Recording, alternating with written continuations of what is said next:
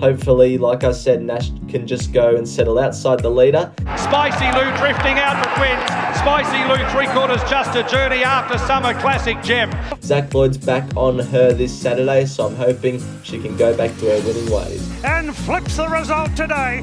Idle Flyer Lane's big bets to win the Ink Stakes by a length and a half. This is my best bet anywhere on Saturday. It's Morphettville Race 4, number 4. Guru Warrior, Sabatov lifting. Guru Warrior, he doesn't know where he is, but he's winning, and the punters loved it too. And at the $5.50 mark, I think it represents some decent value currently. Hypernova wider out. Nickish is starting to burst through. Where to look here? It's Zoo Purring fighting and winning. Zoo Purring won.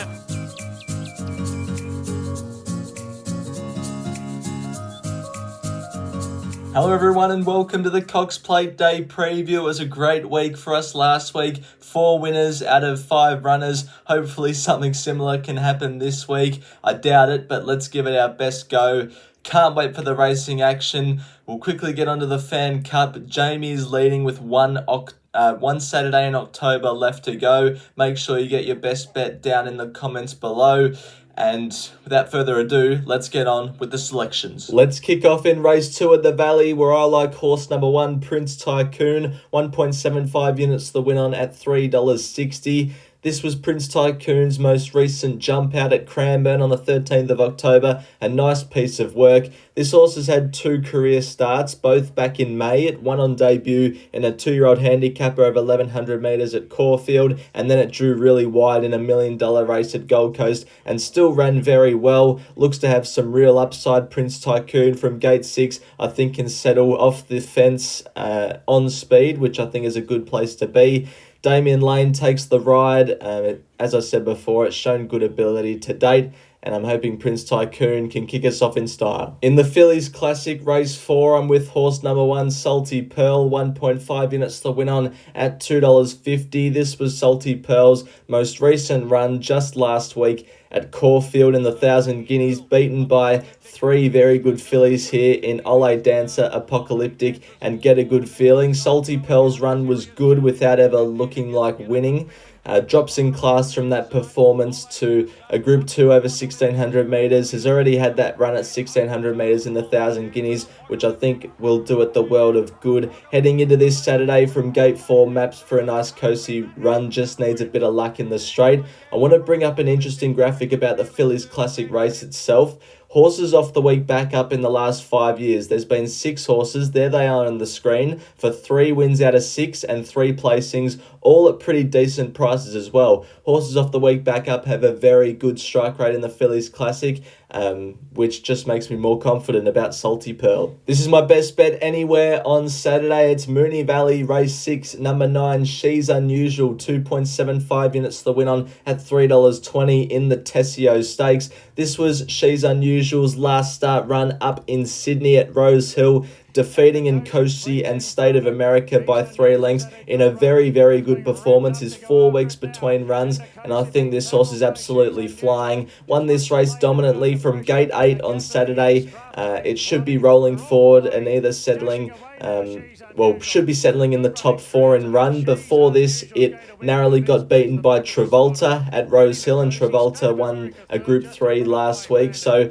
there's good form all throughout She's Unusual's most recent form, and I think brings the much-needed Sydney form to this Tessio Stakes. I thought she deserved to be favourite over She's a Hustler, who faces a rise in class, but She's Unusual is the one for me in the Tessio. Flying Star Syndications are excited to offer this Home Affairs colt out of the mare Kiala. Home Affairs was a star on the track, romping in the Coolmore Stud Stakes. But Home Affairs has made a mess of them. This colt is set to be trained by Lindsay Park. Flying Star Syndications and Lindsay Park combined with Amphitrite, winner of the Group 1000 Guineas. Amphitrite dropping from the clouds. And Flying Mascot, a 3-time Group 3 winner. And Flying Mascot won it easily. Here's what the trainer Ben Hayes had to say about him at the sales. When we were looking at Home Affairs, we thought this guy was a really athletic colt. A lot of them were quite heavy and strong, and this guy to us was just an athlete. And if he's able to hold these bulls and he's any good, we could really have a lot of fun with him. And that was what for us, we like the most, and we thought at 140,000 it was a great price. Shares start from $5,945, so hit the link below in the description before you miss out on this cracking colt. I'm playing into the 2-year-old race, the first at Randwick, 2.75 units the win on horse 2 Defenseman at the $2.45 mark. This was his most recent trial at Rose Hill on the 13th of October. Won this by a length and a half. James McDonald rode him on this occasion. Obviously, James comes down south to ride via Sistina, so he's not up there on Saturday, and Karen McAvoy takes the reins from gate 2, should burrow through, be right in behind the leaders or in the lead, but I'm expecting him to be just in behind the leaders. He was very expensive yearling at the sales, has the right trainer and the right colours, so I'm hoping Defenseman can kick off his career with a win on Saturday. Race 5 at Randwick is the listed Brian Crowley over 1,200 metres, and I'm with number 5 here, Young Mr. Grace, 1.25 units to win on at $4.80. This was Young Mr. Grace's last start win at Hawkesbury in an open benchmark 64 over 1,100 metres. Very strong SP profile. This also had 2 career starts and started $1.50 on debut and $1.40 last start. Comfortably won this race by about a length. Has a tremendous early amount of gate speed, so I'm hoping from gate 1 can just burrow through and take up the lead this Saturday. Obviously faces a rising class, but I like it when 3-year-olds do something against the older horses and then come back to their own age group, so I'm hoping Young Mr. Grace at $4.80 can get the job done. I think Lindemann is short enough in the Craven Plate, so I'm going to have 0.5 units to win on horse 7 El Costello at $8.50. We're going to take a look at El Costello's last start run. This was only last Saturday in the Group 1 King Charles over 1,600 metres. Never looked like a winning hope here, but we're talking about some of the best milers in the country. Chaya Wolf, Mr. Brightside, Pericles right up there. So it was a very good race, and El Costello didn't disgrace itself, only finishing 3.5 lengths off the eventual winner in Chaya Wolf. I like how El Costello is now 4th up to the 1,800 metres. From gate 1, maps for a cozy run, gets the blinkers off, and I just think El Costello deserves to be closer to Lindemann in the market than what it currently is. It's that time of the week, it's last man standing, and once again, we all lost 100 last week. So, yeah, we're not going well at all. We've got Cox Plate Day, Derby Day, Champions Day, and CF4 Day to go for the last man standing. So 4 Saturdays to go, and Cole leads. What is he doing this week? He's having 25 each one. Ascot Race 9, number 3, Country God. 25 the win on Rohesia, and 25 the win on Attica. Ads is going to have a $90 win all up at the Valley Observer into Via Sistina, and then a $10 win all up Beast Mode into Lindemann, into Treasure the Moment, into Rise at Dawn, wherever Rise at Dawn runs, either Randwick or the Valley. I'm going to have 50 the win on both She's Unusual and also Defenseman.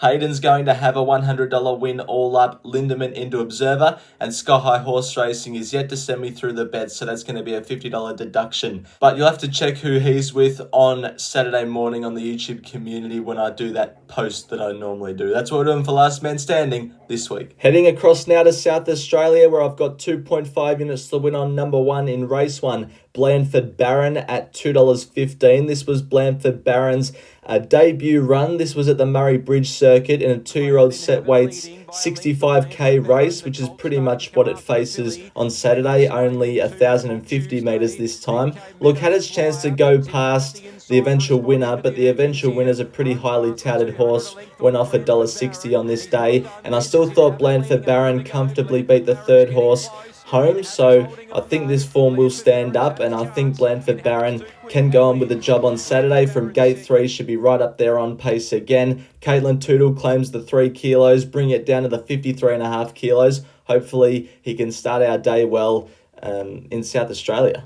Now moving on to Let It Ride. Out of the 36 weeks that I've been doing this, we're finally at our record high that we've been so far, close to 3,500. So hopefully we just keep building up the bank, and this week I'm going to have it on Salty Pearl to place, pretty much based off that week back up in the Phillies Classic past history that I showed you guys before. So Salty Pearl at $1.30 at the moment to run a place is the Let It Ride bet for this week. Well, thanks everyone for watching this week's preview. It's currently a 13 unit spend across these 7 horses. Like I said at the start of the video, if we can do what we did last week, then that'll do me this Saturday. So yeah, hopefully it all goes well and we can make another profit. Thanks everyone for watching this video, and until next video, bye for now.